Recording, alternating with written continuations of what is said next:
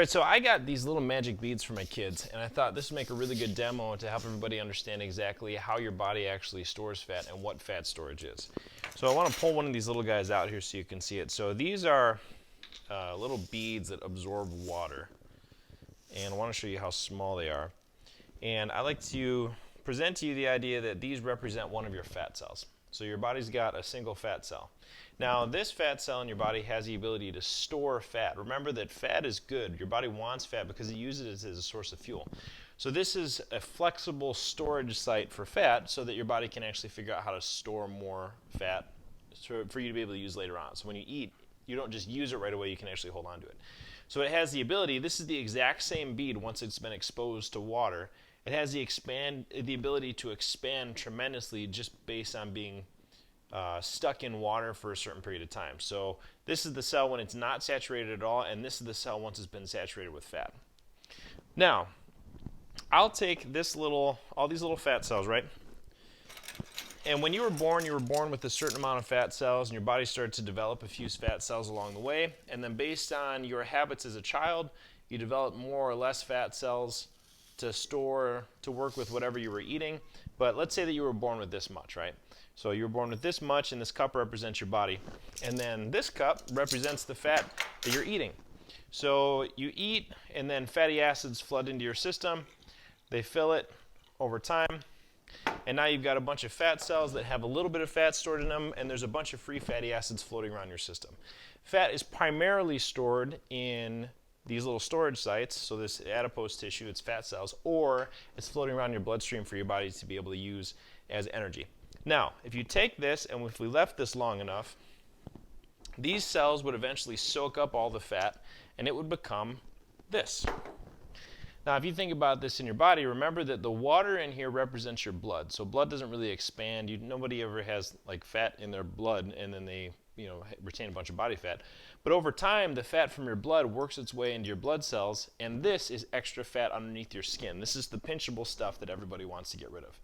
Now, what will happen to your body is over time, if you have way too much fat, and let's say you've got all your fat cells are really, really hyperinflated, and they're storing all this fat, and they're filled to capacity, right? Then you get into a system where you're like, you know what, I'm still eating a lot of extra calories, I'm eating a lot of extra fat, blah, blah, blah. Your body looks at this and says, well, shoot, we got all this extra energy. What should we do? I know what we should do. We should create more fat cells. So we take the exact same amount of fat cells. I'm just going to double it, the exact same thing. Show you what I did. And I'm going to, there's beads everywhere. I'm going to take all these fat cells, and I'm going to put this into your body, because your body creates new storage sites, right? So what will happen when this first starts out is you don't really have any extra. Right? I mean, you've still got some free fatty acids floating around your bloodstream. Your body's burning some of them. It's using some, but it's also, if you can take a look at this concoction, you've got this combination of new fat cells and old fat cells that are just swirling around in your body, right? So, it's being mixed up. Everything's all moving around. But eventually what will happen is now it holds on to the fat that you've got because you're still eating too much fat. You're still eating too many calories overall. It holds on to that, and over time it will hyperinflate those fat cells to the point where you now have way, way, way too much body fat. And this is a point where people usually start paying attention to their health more because all their fat cells are really inflated. Now, if you continue on this process, then you will, again, continue to consume more fat, you'll create more fat cells, and you'll create more and more fat cells. And this is one of the differences between people who seem to lose fat almost immediately versus people who seem like they have a really hard issue losing fat, right? So the person who loses fat almost immediately may be the guy who starts out with his original fat cells, but all of his fat cells are like 3/4 inflated, right? So he or she is carrying around too much fat compared to what they want to have, but it's just because their fat cells are inflated.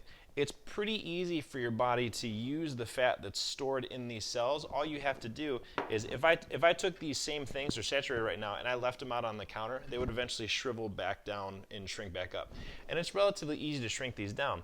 But once these are in your cup and they're formed, they are nearly impossible to get rid of.